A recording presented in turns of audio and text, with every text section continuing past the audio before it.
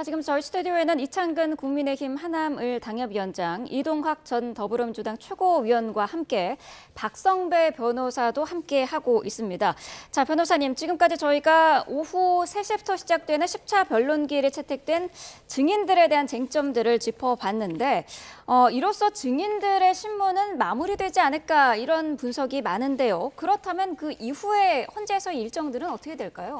일단 오늘 10차 변론기일에서 3명 증인신문이 이루어진 이후에 증인신문 과정에서 상당한 신빙성 탄핵이 이루어진다면 추가 증인이나 증거 신청이 채택될 가능성을 배제하지 못합니다. 그렇지만 현재까지 재판 진행 상황에 비춰보면 10차 변론기일에서 3명 증인에 대한 신문이 종료되는 대로 곧바로 실질적인 증거 조사는 마무리될 가능성이 커 보입니다.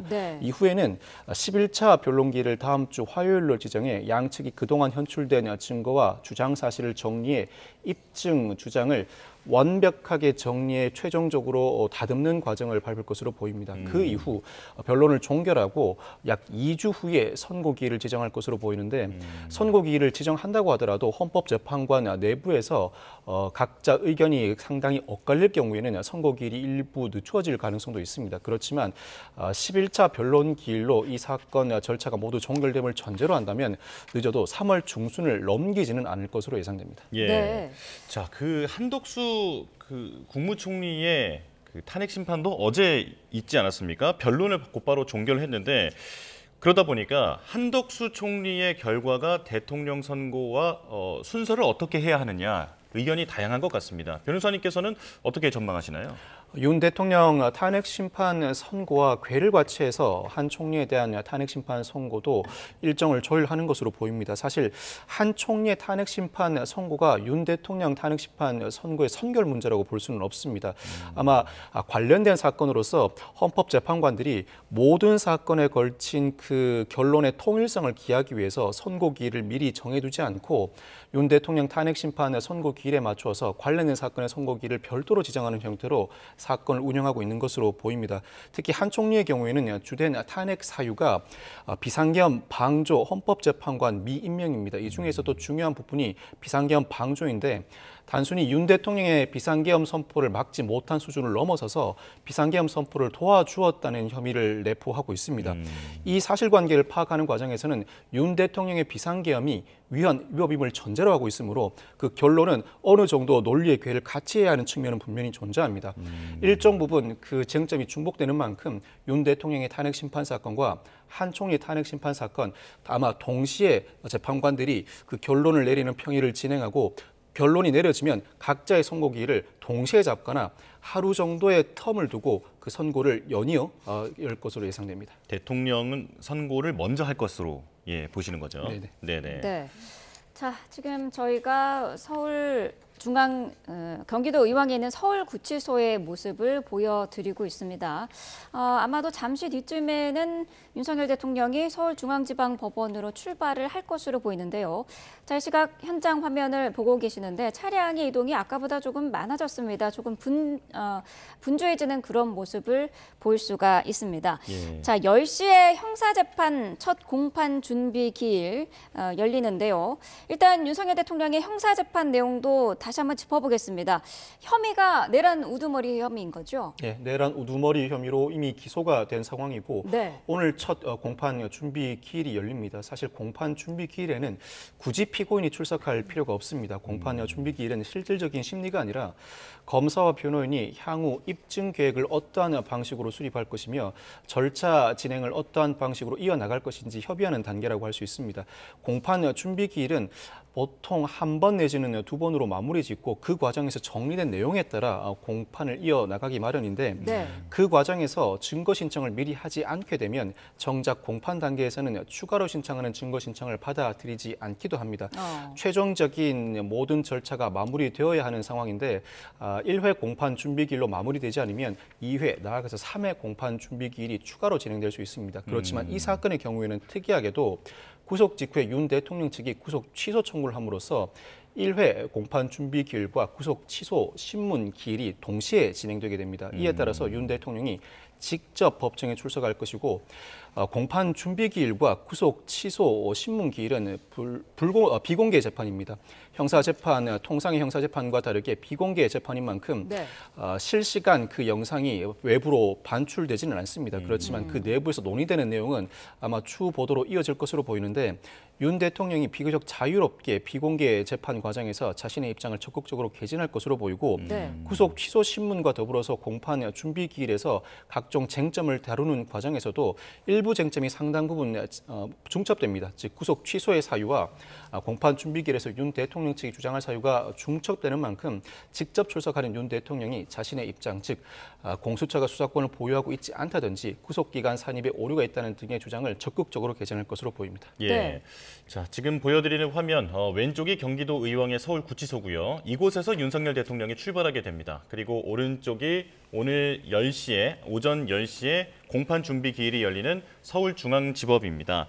자, 지금 중앙지법은 법원 청사 안팎의 보안을 강화하고 있고요. 일부 출입로를 폐쇄하고 출입자들에 대해서는 보안 검색을 강화 실시하고 있습니다. 일반 차량의 청사 경내 출입이 전면 금지되어 있고 경찰도 지금 보시는 것처럼 차로 양쪽에 이제 경찰 차량이 많이 배치가 되어 있죠. 추가 경력을 배치해서 혹시 모를 사태에 대비하고 있는 상황입니다. 자, 변호사님, 조금 전에 윤 대통령 측의 입장을 조금 정리를 해주신 부분이 있습니다. 공수처는 현직 대통령을 내란 혐의로 수사할 권한이 없다. 그리고 영장을 발부한 서울서부지방법원은 관할이 아니다. 그리고 공수처의 공소제기 요구를 받은 검찰이 구속 만기를 늦게 하루 늦게 대통령을 기소했다라고 지금 정리할 수 있겠는데요. 마지막 부분이 가장 궁금하거든요. 지금 이 날짜 계산이 양측이 왜 이렇게 다른 겁니까? 일단 구속기간의 기산점은 구속영장 발부 시점이 아니라 체포 시점입니다. 윤 대통령은 1월 15일에 체포영장이 집행되었습니다. 15일부터 체포기한뿐만 아니라 구속기한도 동시에 기산을 시작하게 되는데 구속영장이 발부된 이후에 구속영장 실질심사가 사전에 이루어졌고 영장 발부 이전에 체포 단계에서도 체포 적부심에 따라 체포 시한 나아가 구속 시한이 연장된 측면도 있었습니다. 이에 따라 양측의 구속 기간을 둔 그 계산의 일부 의견 대립이 있어 보이는데 15일 체포 기산점을 둔다면 25일 구속 기간이 만료된다. 즉 체포 시한뿐만 아니라 구속 기한도 동시에 기산되는 만큼 구속기간 최장 10일 이내에 구속 기소해야 함에도 불구하고 25일을 넘어서서 26일에 기소하였으니 이는 날짜를 어긴 것이라는 것이 윤 대통령 측의 주장입니다. 그렇지만 그 사이에 구속영장 실질심사도 있었고 체포 적부심도 있었습니다. 구속영장 실질심사와 체포 적부심에 소요되는 기간은 삭제합니다. 즉 체포 기한에서도 삭제하고 구속 기한에서도 삭제하는 만큼 윤 대통령 측이 주장하는 그 구속 기한은 상당히 엄격하게 적용함을 전제로 하는데 엄격한 적용을 전제로 한다고 하더라도 그 구속 기간 계산에는 일부 오류가 있는 것으로 보입니다. 구속 기간이 26일, 27일까지 적용되는 것이 현재로서는 합당해 보이고 재판부가 구속 기간을 넘겼다는 주장을 받아들이게 된다면 이례적인 사유를 받아들임을 전제로 합니다. 체포 적부심에 소요되는 기간을 계산할 때 일로 계산하는 것이 아니라 실제로 법원이 관련 기록을 송부받고 검찰에 반환하기까지의 기간, 시간별로 계산을 해야 한다는 전제, 나아가서 영장 실질심사 과정에서 적용되는 시간도 검찰이 바라보는 시간보다는 단기간 적용되었다는 전제를 받아들여야 이 구속기간을 넘겨서 기소하였다는 윤 대통령 측의 주장을 받아들일 수 있습니다. 네. 예. 자, 지금 윤석열 대통령을 태운 호송차가 이동을 시작하고 있습니다. 자, 지금 이곳은 경기도 의왕 서울구치소고요. 오전 10시에 시작되는 형사재판에 출석하기 위해서 서울중앙지방법원으로 향하고 있습니다. 자, 지금 이곳에서 서초구에 있는 중앙지법까지는 차가 막히지 않으면 한 20분에서 30분 정도면 도착을 할 것으로 보이는데요. 지금 시각 오전 8시 36분, 조금 전에 서울구치소를 출발을 했습니다. 네, 경기도 의왕에서 서울 교대역까지 이동하는 과정에서 경로가 상당히 다양하기 때문에 지금 대통령이 실시간으로 이동하는 모습을 보여드리지 못할 수도 있는 상황인데요. 자, 하지만 시간은 20분 정도 소요될 것으로 보이기 때문에 지금 8시 36분을 지나는 시각, 아마도 9시 전에는 서울 서초구에 서울중앙지방법원으로 도착할 것으로 전망이 됩니다. 네. 자, 헌정사상 초유의 현직 대통령 형사재판을 앞두고 지금 법원도 일부 출입구를 폐쇄하면서 보안을 강화하고 있고요. 보안 검색도 철저히 이루어지고 있습니다. 집회, 시위 용품을 가지고는 청사에 들어갈 수 없고요. 차량을 이용할 수도 없는 그런 상황입니다. 그리고 현장에는 현재까지 다수의 집회 신고도 접수가 돼 있는 상황입니다. 예.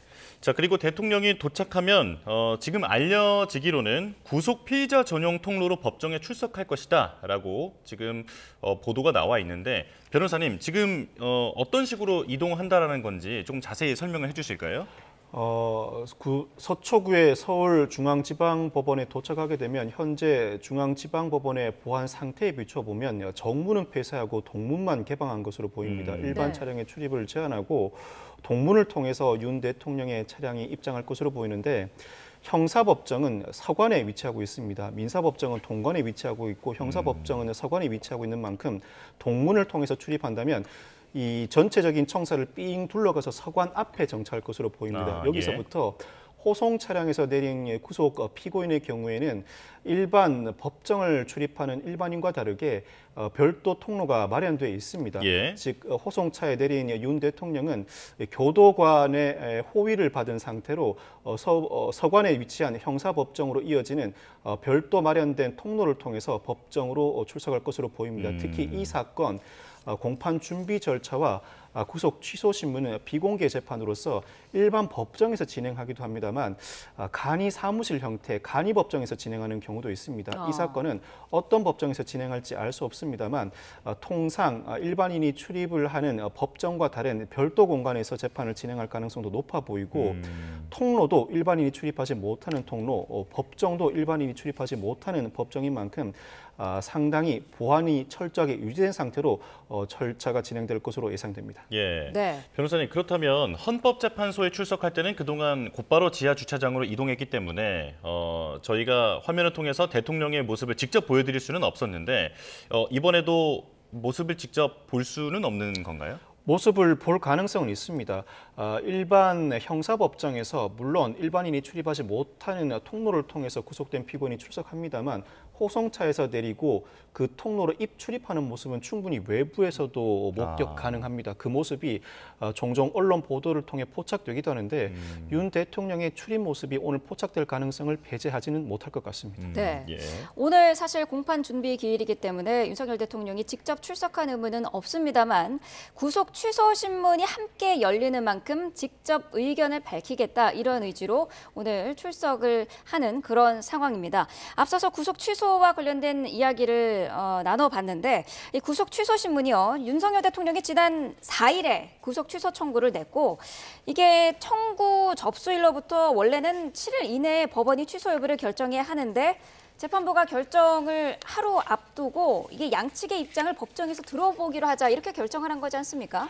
형사소속 규칙에 따르면 구속 취소 청구가 접수된 때로부터 7일 이내에 결정을 내려야 합니다만 네. 각종 법원의 기일은 훈시 규정입니다. 강행 규정이라고 하더라도 이를 위반할 경우에 제재할 수단 자체가 존재하지 않습니다. 이에 네. 따라서 이 재판부는 어차피 공판 준비 기일도 예정돼 있는 만큼 그 기일에 구속 취소 신문 기일을 별도로 열 것을 결정한 것으로 보입니다. 사실 구속 취소 청구가 들어온다고 하더라도 굳이 신문 기일을 열어야 할 필요도 없습니다. 보석 청구도 마찬가지로 굳이 신문 기일을 열지 않고 내부 판단만으로 그 결정을 내릴 수 있는데 신문기를 연 것 자체는 양측의 입장이 상당히 대립하고 있기도 하고 어차피 공판 준비 기일이 마련돼 있다. 윤 대통령이 관련 사건에서 직접 출석하는 등 자신의 입장을 적극적으로 개진하는 만큼 공판 준비 기일에 출석할 가능성도 높고 윤 대통령이 공판 준비 기일에 출석한다면 구속 취소 신문 기일을 열어서 구속 취소와 관련된 윤 대통령의 입장도 직접 들어보겠다는 계산이 깔린 것으로 보입니다. 네. 사실 구속 취소 청구는 실무상으로 거의 이루어지지 않습니다. 피고인이 구속 취소를 다투는 절차는 여러 가지 절차가 마련되어 있습니다. 체포 단계에서는 체포 적부심, 구속영장 발부를 앞두고서는 영장 실질 심사, 구속영장이 발부된 이후에는 구속 적부심이 마련되어 있고 지금까지 절차는 수사 단계에서의 절차라면 기소 이후에는 보석 제도가 가장 대표적인 석방을 요구하는 제도입니다. 그런데 윤 대통령 입장에서는 보석 청구를 하기는 상당한 난점이 있습니다. 보석은 필요적 보석과 임의적 보석으로 나뉘어지는데 임의적 보석은 피고인이 상당한 병을 앓고 있을 때 더 이상 구금 상태를 유지하기 어려울 때 처하는 조치입니다. 임의적 보석 사유에는 해당한다고 보기 어렵고 그렇다면 필요적 보석 사유인데 이 필요적 보석은 형사소송법상 피고인은 불구속 재판을 원칙으로 합니다. 그 대원칙에 부합하게 일정한 보증금을 납입하는 조건으로 석방해달라는 요구가 보석 조건입니다. 예. 그런데 이 필요적 보석은 장기 10년 이상의 징역에 해당하는 범죄의 경우에는 필요적 보석의 예외에 해당합니다. 윤 대통령이 기소된 내란 우두머리죄는 그 법정형 자체가 사형 무기징역 금고인 만큼 필요적 보석의 예외 사유에 해당하고 보석을 청구해 봐야 신문결도 열리지 않고 곧바로 기각될 가능성이 상당히 높아 실무상 거의 활용되고 있지 않은 구속 취소 청구를 한 것입니다. 네. 구속 취소 청구를 한 경우에는 물론 애초 구속 사유가 존재하지 않았다는 주장도 할 것이지만 상당히 재판부 입장에서 눈에 확 들어오는 사유를 제시해야 하는데 그 사유로서 이른바 구속기간 만료 이후에 그 다음 날 구속 기소했다는 사유를 들게 된 것으로 보입니다. 그렇군요. 그렇다면 이 구속 취소의 여부는 결과가 언제쯤 나올까요? 통상 구속 취소 신문을 진행하거나 보석 신문을 진행한 경우에도 일주일 내지는 2주일 뒤에 결정을 내리기도 하고 네. 오랜 기간 결정을 내리지 않다가 비로소 본안 재판 선고일에 동시에 결정을 내리기도 합니다. 그 결정을 내리는 시점도 오로지 재판부의 재량에 맡겨져 있습니다. 그렇지만 이 사건의 경우에는 향후 재판이 구속 사건이긴 합니다만 오랜 시간 이어질 것으로 보이고 그렇다면 오랜 시간 재판이 이어지는 과정에서 이 구속 취소와 관련된 결론을 계속해서 방치해둘 수 없다는 측면에서 비교적 조기에 공판 준비 절차를 마무리하는 시점에 그 결론을 내릴 가능성이 높습니다. 여기서 공판 준비기를 마무리한다는 것은 1차 공판 준비기를 마무리하는 절차를 일컫는 것이 아니라 네. 향후 거듭 기일이 지정될지 모를 2차, 3차 공판 준비 기일까지 모두 마무리한 뒤, 즉 공판 준비 절차를 모두 마무리하는 시점에 구속 취소와 관련된 결정을 할 가능성이 높아 보입니다. 그렇군요. 자, 지금 서울중앙지방법원 경비가 강화된 모습을 확인하실 수 있습니다. 잠시 뒤면 윤석열 대통령이 이곳에 도착하게 됩니다. 네. 자, 네. 자, 윤석열 대통령 형사재판이 오늘 첫날이고요. 그동안 윤석열 대통령 측은 대통령이 형사재판에도 적극적으로 임할 것이다 이런 입장을 밝혀왔기 때문에 앞으로의 재판 일정에도 출석을 할 것으로 예상할 수 있을까요? 춘부기일 말고는 이제 피의자가 형사재판에 사실 출석하는 게 당연한 의문이지만 윤석열 대통령 같은 경우는 이제 헌재의 판결이 남아 있지 않습니까? 네. 현재 판결에 의해서 만약 탄핵이 인용이 되거나 기각이 되거나 두 가지를 생각할 수 있는데 만약 탄핵이 인용이 될 경우에는 이제 형사재판에 참석을 안 할 그런 어떤 핑계나 그런 변명의 여지가 없을 것 같습니다. 근데 탄핵이 만약에 기각이 된다면은 네. 이제 대통령의 신분으로서도 그 범죄에 대해서도 사실은 논란이 다툼이 있는 거죠. 그렇기 때문에 이제 그것은 추후에 다시 한번 논의가 돼야 될 상황으로 봐지고요. 네. 어쨌든 형사재판은 오늘로서 탄핵 심판 이전까지는 다시 한번 열리기는 힘들다고 저는 개인적으로 보고 있습니다. 그래서 오늘 준비기일 구속 취소 신문 이후에 절차는 탄핵에 관한 헌재의 판결, 그 다음에 아마 형사재판의 일정이 추후에 다시 한번 잡히지 않을까 그렇게 한번 예측해 볼 수 있겠습니다. 저는. 네. 자, 지금 이동학 전 최고위원께서는 어떻게 예상할 수 있을까요? 윤석열 대통령이 앞으로 이제 뭐 형사재판이나 이런 것들을 전 성실하게 좀 받을 거다 이렇게 보지는 않습니다. 앞으로 남아있는 길은 국민의힘이 어떻게 해서든 어떤 형태로든 집권을 하고 그리고 그것을 이제 사면받는 그 길에 이 의지가 좀 있지 않을까 이제 네. 생각을 해보고요. 실제로 길도 이제 그거밖에 없어 보여요. 그런데 이 과정에서 국민들은 사실은 이런 지도자의 모습을 보고 싶지 않았을 겁니다.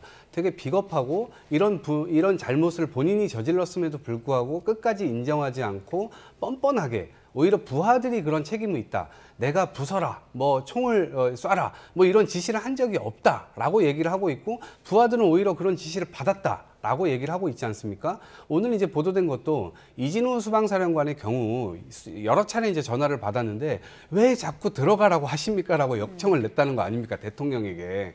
그럴 정도로 대통령이 정말 계엄령 선포뿐만 아니라 수차례 자신들의 어떤 이 부하 직원들에게 전화를 해가지고 실제로 구체적인 지시 같은 것들을 깨알같이 하고 그런 잘못을 저질렀음에도 불구하고 이런 형태로 이런 모습을 보여준다는 것 자체가 저는 굉장히 어찌 보면 좀 참담한 상황이라고 볼 수가 있겠고요. 네. 앞으로의 재판에서도 전 그렇게 뭐 성실하게 과연 할 것인가.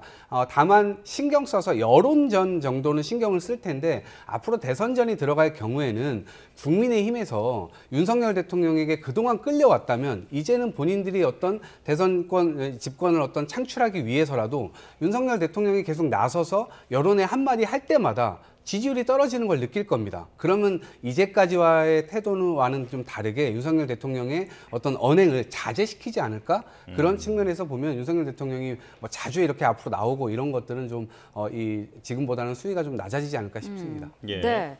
자, 변호사님 이 부분은 어떨까요? 지금 뭐 탄핵 심판, 형사 재판 이게 비상계엄 사태라는 공통 분모가 있지 않습니까? 그래서 탄핵 심판 결과가 형사 재판에도 영향을 미칠지도 궁금한데요.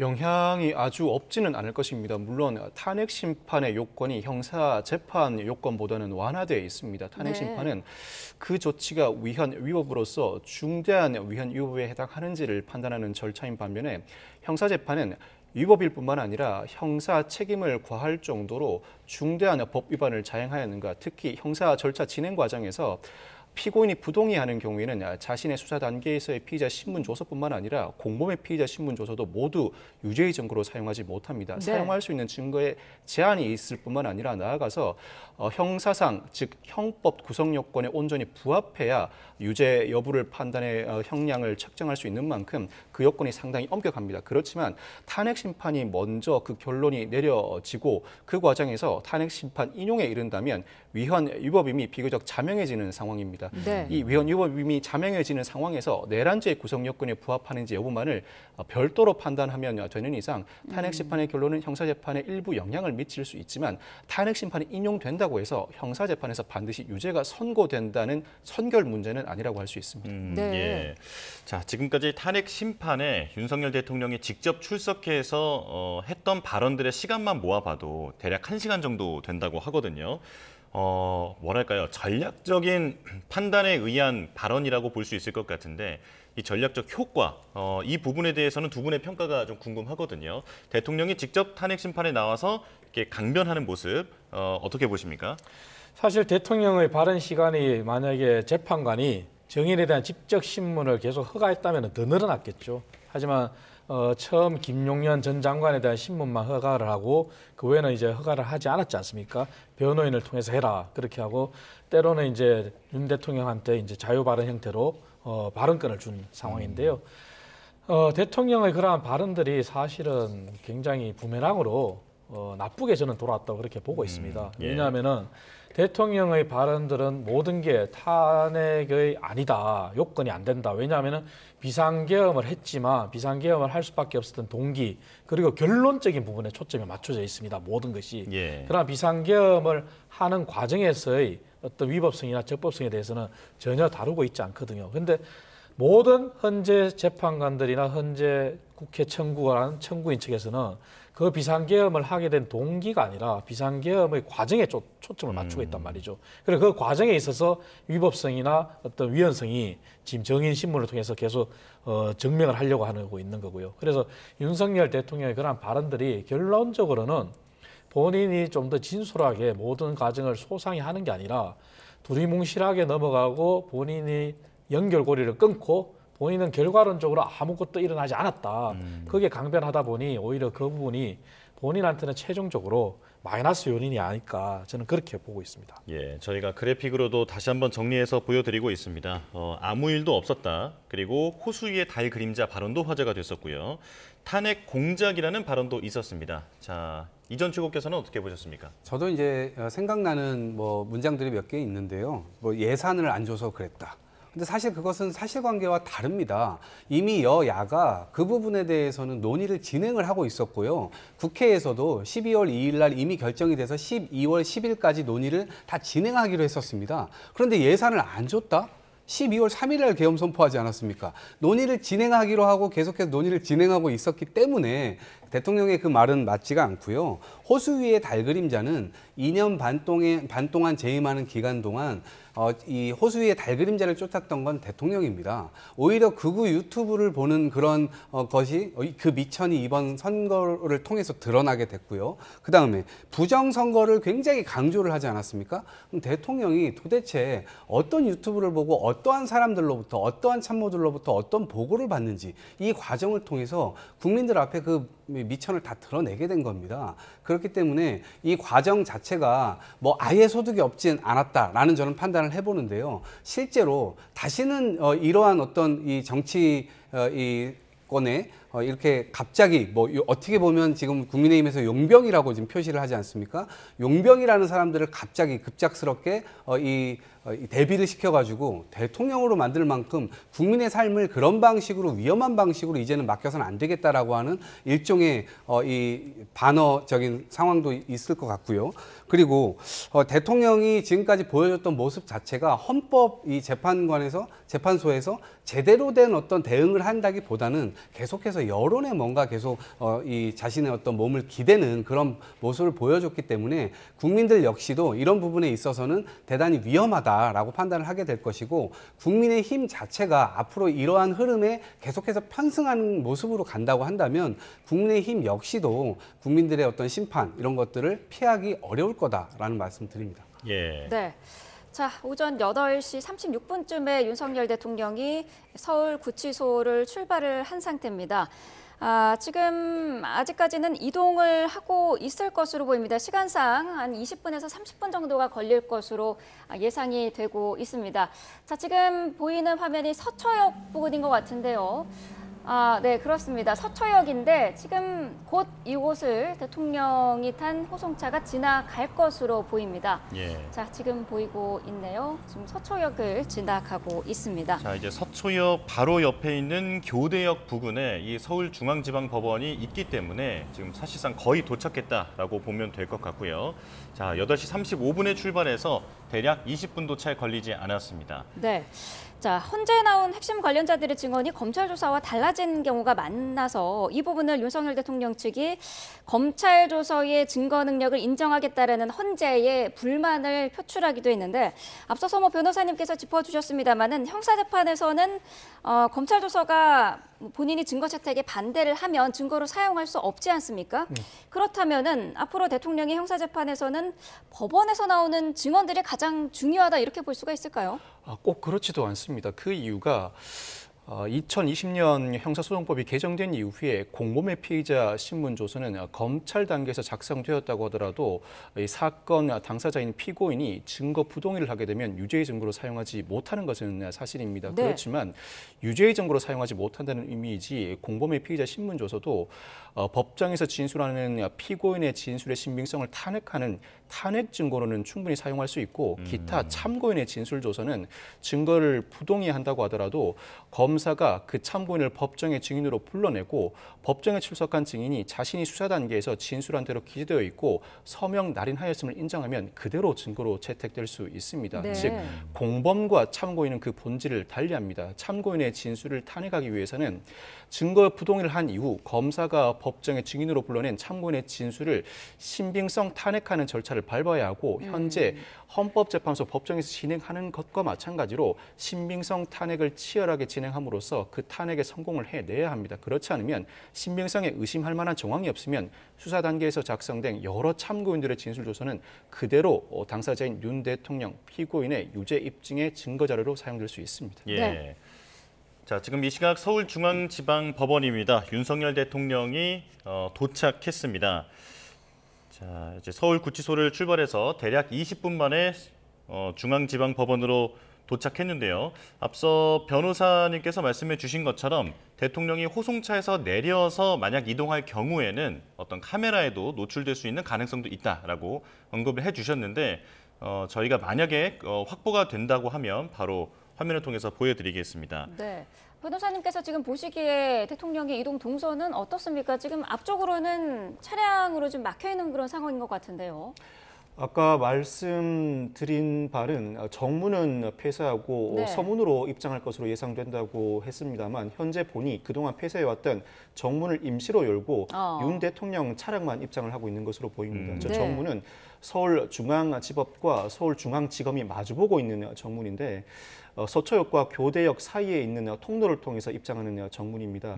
현재 막아놓고 있는 반대쪽 문이 동문이고 이 동문으로 진입하는 일반 차량들을 통제하고 있는 상황에서 정문을 통해서 윤 대통령의 호송차가 입장하고 있는 모습입니다.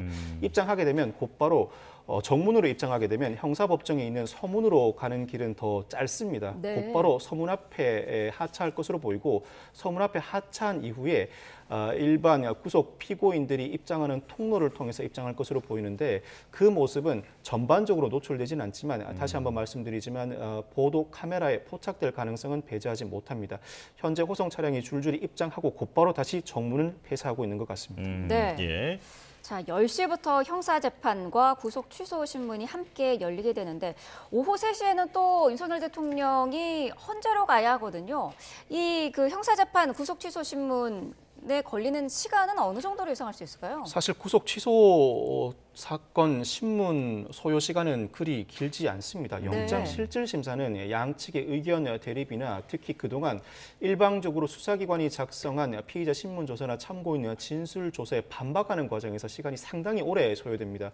신문 자체도 시간이 오래 소요되고 재판부에 그날 또는 그 다음 날 새벽 결정까지 시간도 오래 소요되는 반면에 보석 청구나 구속 취소 청구의 경우에는 신문 기일을 연다고 하더라도 상황에 따라서는 5분 이내에 끝나는 경우도 상당히 많고 네. 양측의 의견이 상당하게 치열하게 대립한다면 1시간 정도는 소요될지언정 그 기간을 넘길 가능성은 상당히 낮아 보입니다. 네. 공판 준비 절차와 구속 취소 신문이 동시에 진행되는데 쟁점도 상당히 중첩되는 이상 양 절차가 동시에 진행되는 과정에서 구속 취소 신문 시간은 상당히 짧게 진행될 가능성이 높아 보이고 네. 특히 구속 취소 청구가 있을 경우에는 재판부는 검찰에 그 의견을 물어보는데 검찰은 의견을 답변하는 과정에서 수사 기록을 제출해야 할 의무가 있습니다. 사실 구속 취소 청구만 이루어지지 않았더라면 검찰은 정상적인 공판 준비 절차 나아가서 공판이 실질적으로 진행되기 이전에 증거 기록을 미리 법원에 제출하지 못합니다.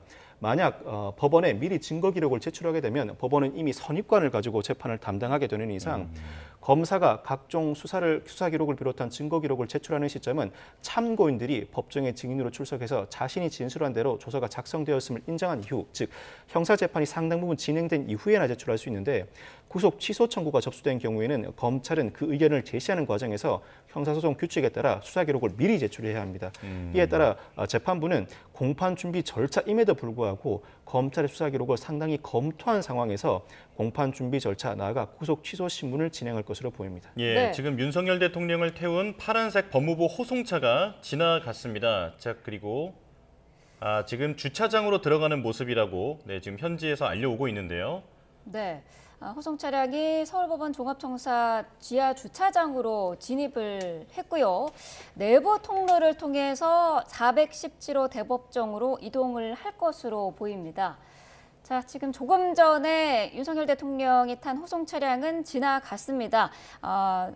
서울법원 종합청사 지하로 진입을 한 것으로 보이고요. 내부 통로를 통해서 대법정으로 이동할 것으로 보입니다. 예, 자 변호사님 그렇다면 윤석열 대통령이 오늘 공판 준비 기일 그리고 구속 취소 신문이 함께 열리기 때문에 사실 공판 준비 기일에는 출석할 의무가 없음에도 오늘 이렇게 모습을 드러낸 건데 직접 의견을 발표할 수 있는 기회도 주어집니까? 당사자가 직접 법정에 출석한 이상 재판부는 당사자에게 직접 발언할 기회를 부여할 것으로 전망됩니다. 사실 형사 재판은 민사 재판보다도 당사자보다는 그 변호인이 각종 진술을 전담하기 마련입니다.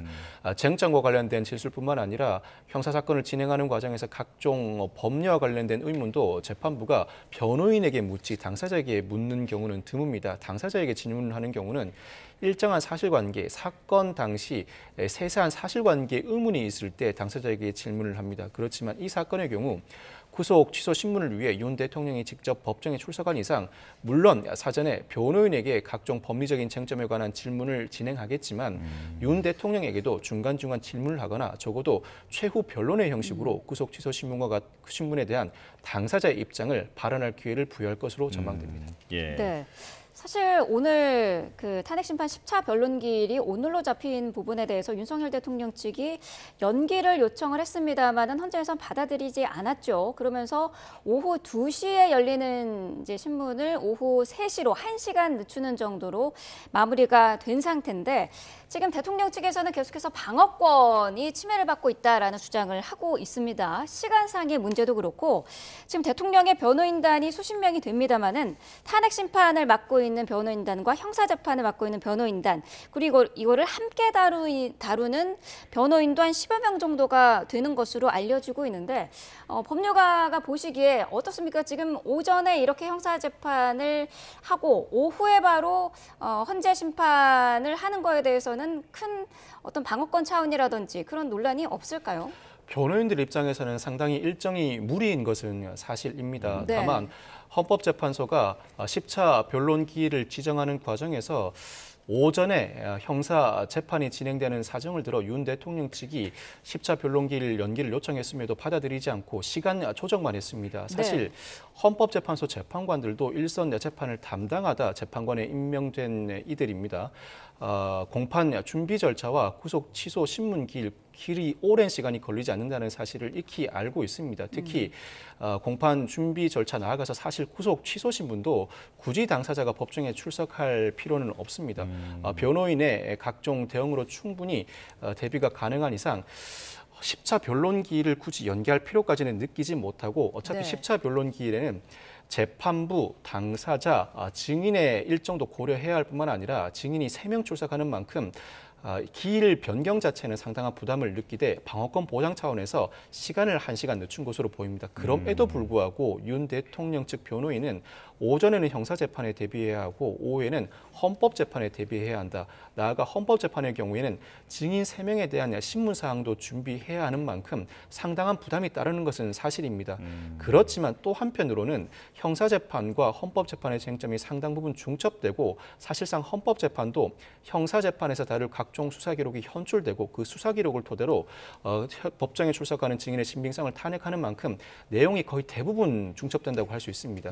내용 측면에서 보자면 그 부담이 크지 않고 절차 측면, 오전에 형사재판, 오후에 헌법재판을 담당한다는 측면에서 보면 약간의 시각 차이는 있을 수 있을지언정 부담이 어느 정도는 과해진다고 평가할 수밖에 없을 것 같습니다. 예. 네. 변호사님 그렇다면 또 하나 주목됐던 게 내란 주요 혐의자들과 대통령의 사건이 병합되느냐 이 부분이 결정이 언제 나느냐였는데 오늘 나오는 겁니까?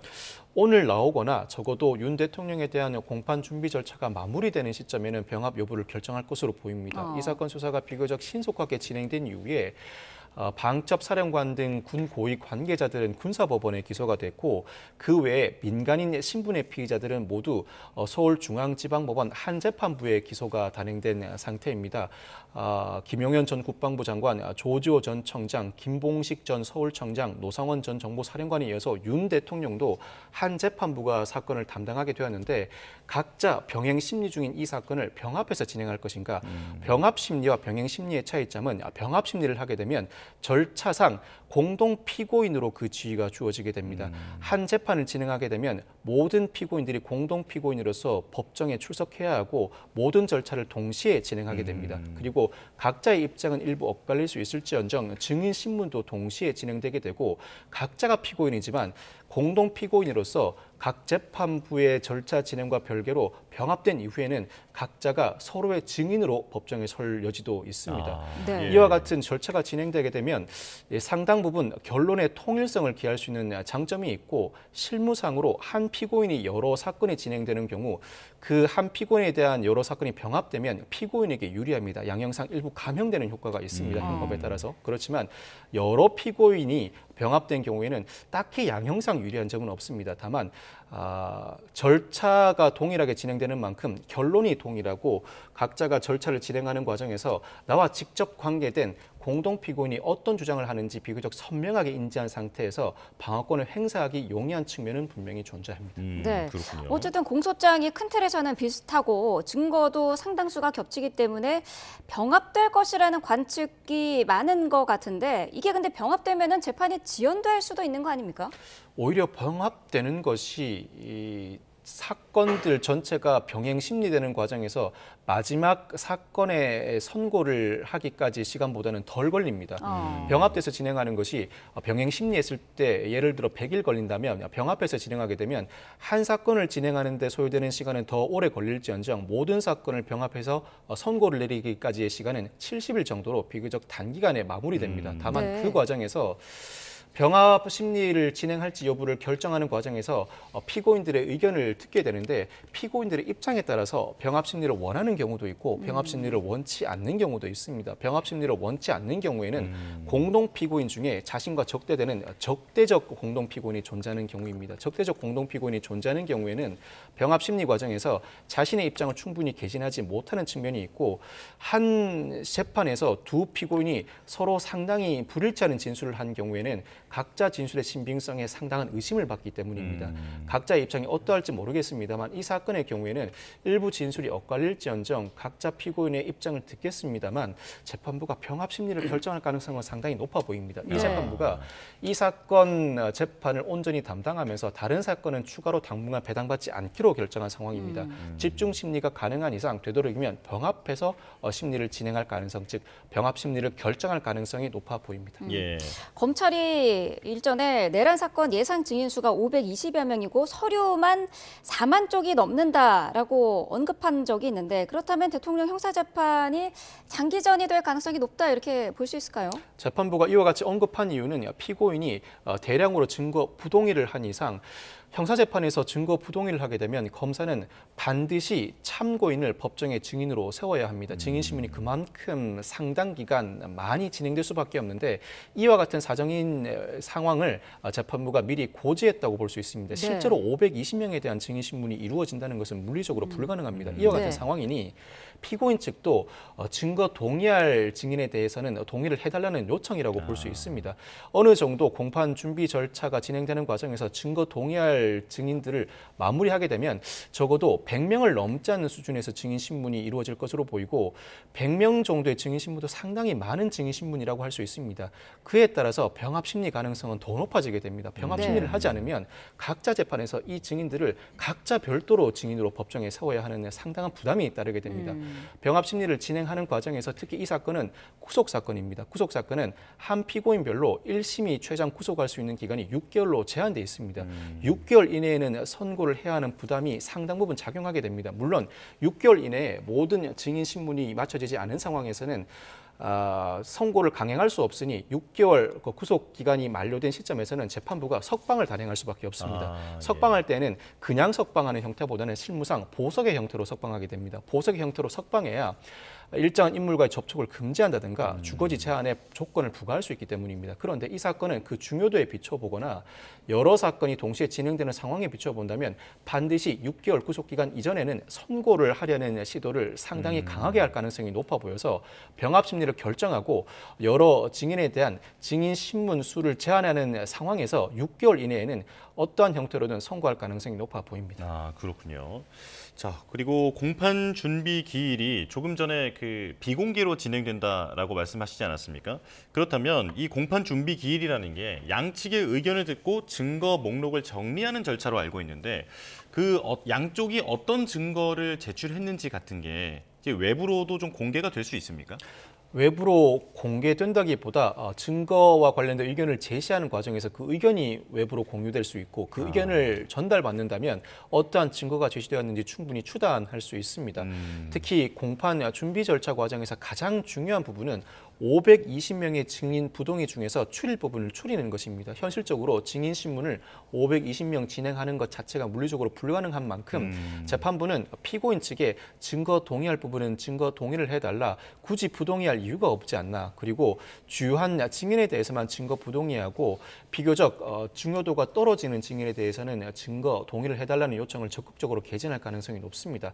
아마 그 의견 조율을 거치는 과정에서 오늘 의견 조율이 마무리되지 않는다면 추가로 2차, 3차 변론 준비기를 열 것으로 보이고 최종 변론 준비 절차를 마무리하는 단계에서는 아무리 많다고 하더라도 100명을 넘기지 않는 수준, 사실 30명만 넘어가도 재판부 입장에서는 상당한 부담입니다. 적어도 20명, 30명 수준에서 증거 부동의 증인을 추리고 그 증인에 대해서 어떤 순서로 어느 길에 부를지 정리를 하면서 공판 준비 절차는 모두 종결할 것으로 전망됩니다. 네. 자, 윤석열 대통령이 지금 서울중앙지방법원에 도착을 한 상태고요. 재판은 오전 10시에 시작이 됩니다. 지금 주변에는 지금 여러 가지 집회 신고가 돼 있는 상태고요. 법원 인근에는 윤석열 대통령 지지자들이 시위를 준비하고 있다는 소식도 들어와 있습니다. 무대 등을 설치하고 있는 모습이 확인이 되고 있다고 하고요. 서울중앙지법은 보안을 강화하고 신분증 확인, 보안 검색을 철저히 하고 있습니다. 자, 지금 집회 신고가 여러 건 신고가 돼 있고 오늘도 법원과 헌재 주변은 복잡할 것으로 예상이 되고 있습니다. 자, 최근에 여러 여론조사 추이를 봐도 여야 지지율에서 중도층이 점점 줄어들고 있는 이런 모습도 확인을 할 수가 있었거든요. 앞서서 잠시 국민 통합이라는 숙제가 남아있다라는 부분을 언급을 해주셨는데 그 부분을 조금 더 설명을 해주시죠. 사실 이미 탄핵 과정을 거치면서 국민들이 양극단으로 갈라진 건 사실입니다. 네. 그리고 정당 지지율에서 확인할 수 있는 것처럼 양당이 많게는 40, 40, 작게는 35, 35 정도 있었고 그간의 여론조사를 이제 일희일비할 수는 없지만 트렌드로 추이로 본다면은 무응답층 그게 이제 우리가 중도층으로 본다면 사실 15%, 20% 내외였습니다. 네. 하지만 그 부분이 점점 줄어들고 양쪽으로 더 모인다는 거는 지지층이 더 강화된다는 것이겠죠. 그러면 이 얘기는 다르게 다시 말씀드린다면은 만약에 헌재의 최종 판결 이후에 정말 각 당이 대선 국면으로 진입한다면은 더 심화되겠죠. 네. 그렇다면 지난 대선 결과가 0.73% 차이로 그러한 신성으로 윤석열 대통령이 이겼지만 사실 대선 이후에 통합의 그런 기치나 통합의 모습은 보이지 못한 것도 사실입니다. 네. 그렇기 때문에 아마 우리나라가 지금 안고 있는 문제도 양극화의 문제도 있지만 사실 양극화 이면에 있는 정말 정서적인 통합 그 부분이 더 심각하다 그렇게 봐줄 수 있는 거고요. 그래서 여론조사가 계속 이렇게 보여지고 여야가 때로는 민주당이 앞서고 국민의힘이 앞서고 하지만 이거보다도 더 심각한 것은 갈라져 있는 양극단. 그리고 이 양극단은 앞으로 선거 국면으로 들어가면 더욱 더 심해질 것이다 네. 하는 게 우려하는 그러한 대목입니다. 네. 중도층이 줄어들고 있고 여론이 양극단으로 갈리고 있는 지금 상황 어떻게 분석하고 계신가요? 위협적으로 보고 있죠. 민주주의라고 하는 것은 기본적으로 대화와 타협 그리고 그 결실로 인해서 국민들의 삶을 좀 더 윤택하게 만드는 거죠. 근데 네. 정치인들이 지금까지 그런 걸 잘 못해왔고 특히 윤석열 정부 들어와서 야당 대표를 마치 범죄자 취급하면서 그리고 국회를 범죄자 소굴 이렇게까지 표현을 했습니다. 그러면서 이제 사실은 국정 운영의 파트너로 인정을 안 했죠. 그러다 보니까 예산안 설명하는 자리에도 오질 않고 특히나 최초로 이 국회 개원식에도 오지 않는 이런 대통령이 나온 겁니다. 그렇기 때문에 이런 여러 가지 문제가 있고 지금의 이 대통령의 문제를 저질렀음에도 불구하고 그렇게 만들어진 비상대책위원회, 권영세 비상대책위원장이 최근에 계엄 해제의 그 본회의장에 있었더라도 자기는 계엄 해제에 불참했을 거다. 이렇게 또 얘기를 했습니다. 그리고 의회 독재를 이야기하면서 사실상 극우 집회, 이거 비판도 지금 안 하지 않습니까? 그런 상황으로 본다면 이 양극단으로 계속해서 가는 것이 어쨌든 한국 사회에서는 굉장히 위협적인 시그널이다라고 볼 수가 있고요.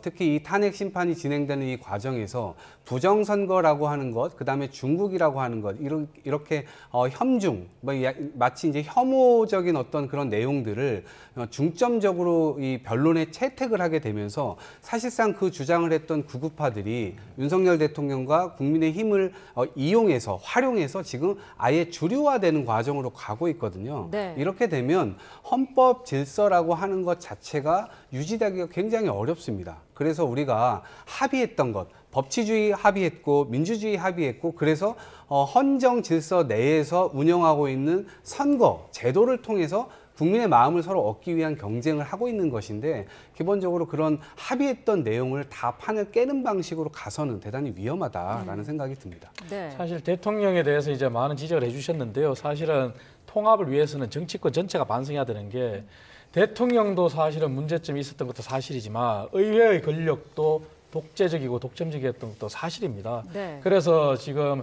여야의 잠재적인 뭐 대권 후보로 분류되는 사람들 중에 일부가 이제 개헌을 이제 주제로 토론회도 개최를 했었죠. 이제 대표적인 게 오세훈 서울시장이 개헌을 들고 나오셨는데요. 사실 이 부분도 국민 통합에 있어서 사실 중요한 숙제입니다. 하지만 민주당의 이재명 대표 같은 경우는 아직까지도 개헌에 부정적인 것 같아요. 그래서 지금 여야가 반성해야 될 부분은 국민 통합에 있어서 그럼 정치권이 먼저 나서야 될 부분이 뭐냐? 그것은 첫 번째는 각 당에서의 다양성을 존중입니다. 그래서 국민의힘 내부도 마찬가지고 민주당 내부도 마찬가지입니다. 저희 당으로 따진다면은 친윤 일색인 당이 그래서 민주당도 비판을 많이 했지만 정말 친윤 외에는 다양성이 존재했느냐? 그런 비판 겸허하게 수용하고 있습니다. 그러니까 민주당도 마찬가지입니다.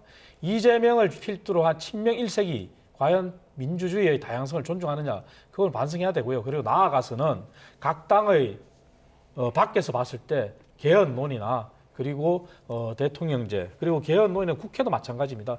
국회의 독재화된 그러한 입법 권력, 독재적인 권력을 어떻게 완화하고 결국 행정부와 입법부가 서로 균형을 맞춰야 될지 그 부분에 대한 논의를 지금부터라도 양당이 시작해야 됩니다. 예.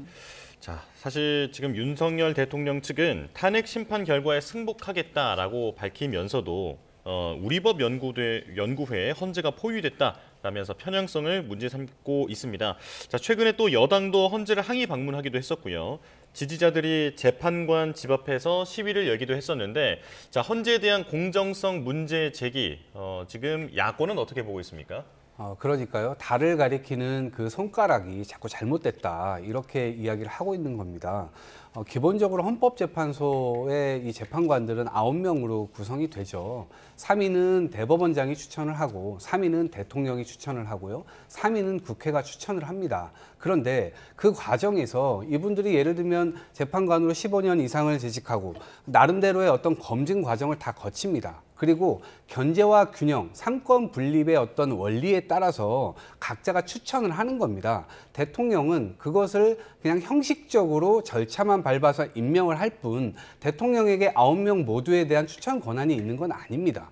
그런데 여기에서 우리가 이념 성향이나 이런 것들을 구분해서 진보 뭐 4명, 뭐 보수 4명 혹은 중도 성향 1명 이런 식으로 구분되어 있지는 않는 거 아닙니까? 그렇기 때문에 이 이념 성향을 가지고 지금 공격을 하는 포인트는 대단히 지금 이 삼권 분립을 위태롭게 만드는 것이다 라는 이제 지적을 드리고요. 이렇게 하게 되면 본인들 스스로가 논거를 가지고 비판을 하는 것이 아니라 이 헌법재판소라고 하는 질서 자체를 수긍할 수 없다라고 하는 것을 우회적으로 보여주는 것이기 때문에 이 헌정 질서가 흐트러질 수 있는 대단히 위험한 신호라고 봅니다. 이런 것은 앞으로 여야 공히 특히나 정치권에서 이러한 공격을 하는 것은 자제되어야 된다라는 생각을 하고요. 헌법 질서가 무너지면 누가 손해를 봅니까? 5천만 명 전체가 손해를 보고 국가 체계 자체가 무너지는 것이기 때문에 그런 비판이나 지적 이런 것들은 대단히 부적절하다고 보고 있습니다. 네. 자, 계엄의 후폭풍으로 지금 국가의 컨트롤 타워가 몇 개월째 자리에 없는 상태입니다. 그러면서 정치도 사실 혼란스럽고요. 경제도 힘든 상태죠. 급기야 최태원 대한상인 회장이 이끄는 민간사절단이 직접 트럼프의 경제정책 해법을 찾기 위해서 미국을 방문해 있는 그런 상황이기도 하고요. 국내 정치, 경제 상황, 지금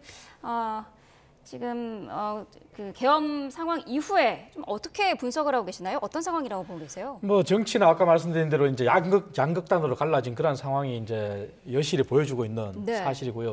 경제는 굉장히 힘들죠. 무엇보다도 트럼프 대통령 취임 이후에 전 세계가 트럼프발 무역 전쟁에 돌입했습니다. 네. 하지만 우리나라는 산업통상자원부의 차관보가 미국에 가는 정도에 거쳤는데요. 사실 트럼프 대통령의 무역 전쟁, 관세 전쟁은 트럼프 1기 때와는 다르게 굉장히 전략적입니다. 뭐냐면 당시는 아메리카 퍼스트라 그래가지고 무조건 관세를 매기고 봤는데 지금은 관세를 매기겠다는 것이 실제로 그렇게 행동에도 옮기지만 전략적으로 전략에 의해서 협상의 카드로 쓰고도 있습니다. 네. 그리고 그 관세라는 게 단순하게 상호주의 관세가 아니라 더 나아가서 그 나라의 환경이나 조세나 그러한 부분들까지 다 포함해서 비관세 장벽까지 포함해서 관세를 매기겠다는 거거든요. 그렇다면 우리나라는 부가세라는 그러한 제도가 있습니다. 그리고 환경과 관련해서 굉장히 노력을 하고 있지만 아직까지 선진국 수준이나 미흡한 부분도 사실이고요. 그러한 부분들을 종합했을 때 우리나라가 과연 트럼프의 압박에 견딜 수 있을까? 굉장히 딜레마입니다. 그리고 나아가서 우리나라 수출의 4분의 1을 차지하는 게 반도체인데 반도체뿐만 아니라 자동차 부분도 이제 관세를 매기겠다 해서 개별 품목 관세까지 매기고 있습니다. 네. 그러니까 이렇게 다양하게 세 갈래로 지금 관세가 압박이 오고 있는데 과연 통상부의 산업통상자원부의 차관보가 가서 이러한 협상을 해낼 수 있을까? 역부족이죠. 그러다 보니 민간에서 먼저 움직이는데 사실 이런 부분들이 국가 권력이 부재한 상황에서 나오고 있는 상황이기 때문에 네. 그렇다면은 보완을 해야 됩니다. 그 보완하는 건 결국은 의원 외교거든요.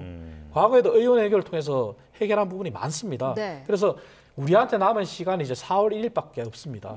트럼프가 공언한 대로 4월 2일이 되면은 관세의 폭탄이 현실화될 겁니다. 한 달 보름 남은 시간에 헌재의 판결과 법원의 판결을 맡겨두고 지금 여야정 국정협의체에서 다뤄야 될 부분은 네. 추경도 내수진작이라 이런 걸 위해서 다뤄야 되지만 더 중요한 부분은 이제 트럼프와 함께 가야 되는 그러한 협상, 무역 전쟁에 관해서 여야가 빨리 방향을 선해야 됩니다. 이것이 지금 차기 대통령이 선출되기까지의 공백 기간에 네. 그 심지어 4월 1일까지 남아 있는 기간에 함께 해야 될 숙제지 지금 여야가 더 이상 논쟁을 하고 이래서는 안 됩니다. 네. 민주당에서 그동안 탄핵 심판에 속도를 내야 한다고 주장한 배경에도 이런 지도자 공백 상황이 길어지면 안 된다라는 판단이 있었던 거죠. 그렇습니다. 기본적으로 경제 정책에 실정이 있었죠. 지지난해에 56조 세수 펑크가 있었고요. 지난해에는 31조가 있었습니다. 총 합쳐가지고 지금 87조의 세수 펑크가 있었고요. 기본적으로는 전반적으로 세수 자체가 지금 줄어들고 있는 상황입니다. 지지난해에 비해 지금 15%가 줄어든 상황이에요. 그렇기 때문에 세수 확보를 어디에서 더 해야 되냐 이제 이런 문제가 있고요. 어제, 그제 지금 계속 논쟁이 되고 있는 것이 월급쟁이들의 세수 이것이 법인 세수와 비슷하다. 법인 세수가 지금 62조 원입니다. 근데 이 직장인들, 월급쟁이들의 세수가 소득세 그 비율로 딱 따졌더니 61조입니다. 거의 비슷해요. 그러니까 왜 그러냐? 법인 세수가 굉장히 많이 줄었어요. 이거를 법인들의 어떤 기업 감세 이런 것들을 주도적으로 하다 보니까 사실상 직장인들과 지금 맞닿아져 버린 겁니다. 그러다 보니까 또 유리지갑만 터는 거 아니냐 이런 비판이 나오고요. 특히나 지금 어려워진 게 자영업자들입니다. 자영업자들은 뭐 예를 들면 600만 명이라고 치면 거의 지금 한 80%에 달하는 사람들은 소득이 100만 원도 안 되는 겁니다. 지금 사실 울며 겨자 먹기로 이 폐업조차 하지 못하는 본인들이 어떤 돈을 꾼 것들이 있기 때문에 폐업하는 순간 그걸 또 갚아야 되는 이 의무가 생기기 때문에 지금 폐업조차 할 수 없는 상황으로 내몰리고 있는 겁니다. 네. 그렇기 때문에 기본적으로 이 경제가 안 좋았음에도 불구하고 12월 3일 계엄령으로 인해서 더 안 좋아진 측면이 있기 때문에 지금 저희들이 지금 뭐라 그러죠? 다시 예산을 추경이요. 그렇습니다. 예. 네, 추경을 지금 하자라고 얘기를 하고 있고 그 구체적인 안을 지금 35조 원으로 계상을 해가지고 제시를 하고 있는 겁니다. 이 부분에 대해서 어쨌든 여야정 합의체가 있으니 빨리 그 자리에서 제대로 된 합의점 이런 것들을 빨리 내서 지금 상반기 내에 지금 힘들지 않아도 됐을 법한 그런 일들을 지금 겪고 있는 국민들에게 마중물 역할을 빨리 정치권에서 해줄 필요가 있다라고 생각합니다. 그런데 네. 경제 관련해서는요, 민주당이 자꾸 윤 대통령의 실정을 말씀하시는데 경제 정책이라는 거는 항상 시차가 있습니다. 그리고 법인세, 세수 평가 말씀하시는데 각 정당의 정부의 경제 기조가 있습니다. 그렇다면 윤석열 대통령의 정책 기조는 기업하기 좋은 나라, 그래서 기업의 활력을 불어넣기 위해서 일부 법인세 인하를 단행한 것도 있는데요. 그것은 대기업에만 혜택이 간 게 아닙니다. 모든 구간의 법인세를 일률적으로 1% 인하했습니다. 그렇다면은 이 법인세가 거치자는 것은 결국 기업이 수익을 못 냈다는 거거든요. 그러니까 그 원인은 어디서 찾아야 될까? 그것은 우리가 늘 주장하고 있는 주 52시간의 어떤 노동의 유연성의 부족, 그리고 최저임금의 급격한 인상, 이 부분에서도 출발한 겁니다. 그래서 이러한 부분들도 짚어봐야 되고요. 그리고 추경 말씀하셨는데 문재인 정부 때 코로나 극복 때문에 어쩔 수 없이 재정 확대 정책을 썼어요. 그래서 약 54조를 뿌려졌지만 그 결과는 물가 상승으로 이어졌습니다. 그리고 물가 상승을 막기 위해서 고금리라는 고통을 전 국민이 다 함께 떠안았습니다. 그렇다면 생각해 보십시오. 추경 35조 원은 대한민국 670조 재정의 5%에 해당되는 돈입니다. 이 35조 원이 뿌려졌을 때 재정이 경제를 일으킨다는 재정 승수의 효과는 없는 게 자명한 사실인데 또다시 물가 상승이라는 그러한 거시적인 압박 요인도 있습니다. 그렇기 때문에 한은에서도 평가했을 때 적정한 수준이 15조 원 수준이다 나타낸 거고요. 그래서 네. 그러한 거시경제 전체를 같이 함께 바라봐야지 이재명 대표의 지역 화폐에 자꾸 고집할 문제는 아닙니다. 네. 자, 어쨌든 지금 윤석열 대통령에 대한 헌재의 탄핵 심판 결과는 3월 초중순경에는 나올 것으로 보이고요. 형사 재판은 어떻습니까, 변호사님? 지금 어쨌든 대통령이 구속 상태에 있기 때문에 선고일에 대한 어떤 그 제한이라든지 그런 게 있지 않습니까? 구속 기간 만기가 6개월입니다. 네. 지난 1월 말경에 구속 기소된 이상 6월 나아가서 7월 말경까지는 선고를 해야 하는데 만약 이 사건이 여타 피고인들과 병합된다면 피고인들은 윤 대통령보다 먼저 구속 기소된 상황입니다. 네. 이들 피고인들도 구속 기간 만기 전에 재판부는 판결을 선고 시도할 가능성이 상당히 높습니다. 그렇다면 7월 초순경, 특히 김용현 전 국방부 장관의 경우에는 12월에 구속 기소되었는데 상황에 따라서는 6월 말부터 시작해서 7월 초까지는 관련 판결 선고를 동시에 진행할 가능성이 높습니다. 이 과정에서 각종 증거와 증인 채택 문제, 나아가서 관련된 증인의 신문 과정에서 일부 시간이 지체될 수 있을지언정 재판부 입장에서는 강한 의지를 가지고 반드시 이 증인 신문이 필요한 증인, 예를 들어 주요 참고인이거나 피고인들과 입장이 크게 대립되는 참고인들에 대한 증인 신문을 제안하고 필요한 증거 신청을 적극 받아들이되 지나치게 기회를 많이 소요하는 절차는 생략하려고 노력할 것으로 보입니다. 적어도 6월 말 나아가서는 7월 말경까지는 모든 피고인들에 대한 선고가 단행될 것으로 보이고 이 선고를 단행하지 못한다면 그때는 부득이하게 보석에 따라 일부 피고인들을 석방한 상태에서 추가 재판을 진행해야 합니다. 예. 네. 자, 6월 말에서 7월 말 이 정도에는 지금 내란 혐의 주요 혐의를 받고 있는 피고인들에 대해서 1심 선고가 나올 가능성이 있다. 이렇게 말씀을 해주셨고요. 자, 그리고 저희가 조금 전에 이야기 나눠봤던 것 중에 대통령의 하야 시나리오에 대해서도 양쪽의 이제 의견을 들어봤습니다만 이게 법적으로는 어떤 경우의 수가 있는지 궁금하거든요.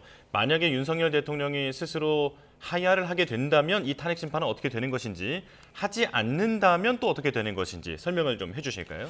국회법에 따르면 탄핵 소추된 공무원은 그 공무원의 임용권자가 사직서를 수리하지 못하도록 되어 있습니다. 대통령의 경우에는 따로 선임권자가 존재하지 않습니다. 국민이 직접 투표로 선출하는 만큼 선임권자가 존재하지 않아서 대통령에게 이 국회법을 적용할 수 있는지를 두고 논란이 제기되고 있습니다. 그렇지만 이 사건처럼 대통령이 탄핵 소추된 상황에서 하야할 것인가 그 가능성이 논의된 전례가 없다 보니 판례도 존재하지 않는데 헌법학계 다수설은 대통령도 이 국회법의 취지에 따라 하야할 수 없다고 보는 것이 다수설입니다. 만약 대통령이 하야 의사를 내비치게 된다면 헌법재판소가 즉각적으로 탄핵 심판을 각하기보다는 대통령이 탄핵 심판 진행 과정에서 하야할 수 있는지 여부를 종합적으로 판단해 탄핵 심판 결정을 내리는 과정에서 대통령은 하야할 수 없다, 있다 판단을 먼저 내리고 그 이후에 그에 따른 결론을 내릴 것으로 보입니다. 그렇다면 그건 평의로 하는 겁니까? 평의로 결정하는 부분입니다. 즉 예. 탄핵 심판의 결정 내용에 탄핵 심판 과정에서 대통령이 하야할 수 있는지 여부도 결국 결정 내용으로서 포함할 것으로 보입니다. 대통령이 하야 가능하다고 판단하게 되면 탄핵 심판 진행 과정에서 대통령이 하야하였으므로 탄핵 심판 소추가 적법 요건을 구비하지 못했다는 이유로 각하할 것이고 대통령이 하야하지 못한다는 판단에 이르게 되면 하야하지 못한다는 판단을 먼저 서두에 설시하고 이후에 탄핵 심판 인용 기각 결정을 내리게 될 것으로 보입니다. 예. 네. 자, 지금 저희가 이 시각 서울중앙지방법원의 보안 검색대의 모습을 보여드리고 있습니다. 조금 전에는 경호원으로 보이는 인원들이 보안 검색대를 통과를 했고요. 지금은 김홍일 변호인이 지금 통과를 하고 있습니다. 오늘 어쨌든 윤석열 대통령에 대한 형사 재판이 있기 때문에 보안 검색이 예전보다 더 강화된 그런 상황입니다. 앞서서 대통령 경호원으로 추정되는 인물들도 보안 검색대를 통과를 했습니다. 자, 지금 계속해서 형사재판에 대한 이야기를 하고 있는데 사실 검찰은 윤석열 대통령에 대한 보안 수사를 하지 못한 상태이지 않습니까? 그렇다면 앞으로 어떤 전략을 가져갈까요? 보안 수사를 하지 못했다는 부분은 검찰로서는 상당히 아쉬운 부분입니다. 네. 검찰은 예상하지 못하게 구속기간 연장을 받지 못했습니다. 구속기간 연장을 받지 못한 만큼 곧바로 구속 기소할 수밖에 없었고 사실 구속 기소한 이후에는 수사기관은 적극적인 수사를 하기가 어렵습니다. 기소한 이후에는 검사와 피고인이 대등 당사자가 됩니다. 대등 당사자인 이상 그 피고인을 상대로 강제 수사는 전면적으로 허용되지 않고 일부 참고인 조사는 여전히 허용되는 만큼 네. 참고인 조사를 활용해서 재판이 진행되는 와중에도 일부 참고인의 진술을 추가 확보해 증거 기록으로 제출하는 방식을 채택할 것으로 보입니다. 구속 기간이 연장되었다면 피고인을 상대로 한 강도 높은 피의자 신문 그 외에도 공동 피고인에 대한 참고인의 진술도 추가로 받는 절차를 진행했을 것으로 보이지만 그 상황은 이미 놓쳐버린 이상 이제는 법적 논란이 없는 참고인에 대한 임의 진술을 받는 형태로 관련 자료를 확보하거나 만약 피고인이 재판 진행 과정에서 검찰의 시각과 상당히 다른 의사를 내비칠 경우에는 이를 뒷받침할 만한 즉 반박을 뒷받침할 만한 기타 자료를 사실 조회나 증거 채택 신청을 통해서 확보할 것으로 전망됩니다. 네. 예. 자, 지금 공판 준비 기일이 열리는 서울중앙지방법원의 모습을 계속 보여드리고 있습니다. 잠시 뒤면 오전 10시에 이 절차가 시작이 되는데요. 자, 양측의 의견을 듣고 증거 목록을 정리하는 절차, 그리고 조금 전에 박성배 변호사가 설명한 대로 증인이라든지 증거라든지 목록을 쭉 펼쳐놓고 거기에서 꼭 필요한 부분에 대해서 서로의 어떤 동의를 받는 그런 과정이라고 보면 되겠습니다. 자, 조금 전에 또 석동은 변호사가 지금 지나가는 모습을 보고 계신데요.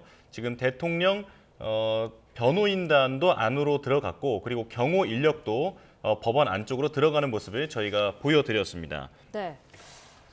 변호인단의 모습을 조금 전에 보여드렸는데 오늘 사실 형사재판 변호인단에 대통령 측에서는 황교안 전 총리도 등록을 하지 않았습니까? 네. 오늘 아무래도 자리를 할 것으로 보이죠. 자리할 것 같은데요. 지금 화면은 잡히지 않았는데요. 네. 저런 모습들이 보면 참 아쉬운 부분들이 아까 대통령이 도착한 시간은 9시 조금 전이지 않습니까? 예. 하지만 김홍일 변호사나 석동현 변호사는 사실 전체적인 어떤 탄핵 사건이나 형사재판을 총괄하는 그런 입장이지 않습니까?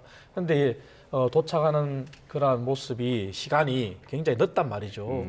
저런 부분들이 사실 대통령과 변호인단 간의 사전 조율이나 전략을 제대로 충분히 논의하고 짜고 있는지 하는 의문이 들 정도로 아쉬운 부분이 있습니다. 그래서 저런 부분들이 현재 재판에서 우리가 목격한 것처럼 일부 혼선 이런 게 나오지 않았습니까? 그래서 변호인들이 대통령이 9시 전에 도착했는데 그런 변호인들은 사실은 정상적이라면은 그 전에 도착해서 대통령을 맡고 함께 논의를 하든지 그렇게 해야 되겠죠. 예. 그런 부분들이 좀 아쉬운 면으로 보여집니다. 예. 네. 근데 저는 지금 대통령이 저렇게 저 시간에 10시인데 지금 9시에 와서 오늘도 또 머리 손질 이런 것들을 특혜성 이런 행위들을 좀 받을까? 그것도 좀 헌법재판소에서도 결국 그렇게 받았고요. 지금 형사재판에서도 그 저런 식으로 뭐 양복 입고 나오고 머리 손질하고 나오고 이런 것들은 아무리 대통령이라 할지라도 이것은 너무나 특혜 아닌가라는 생각을 합니다.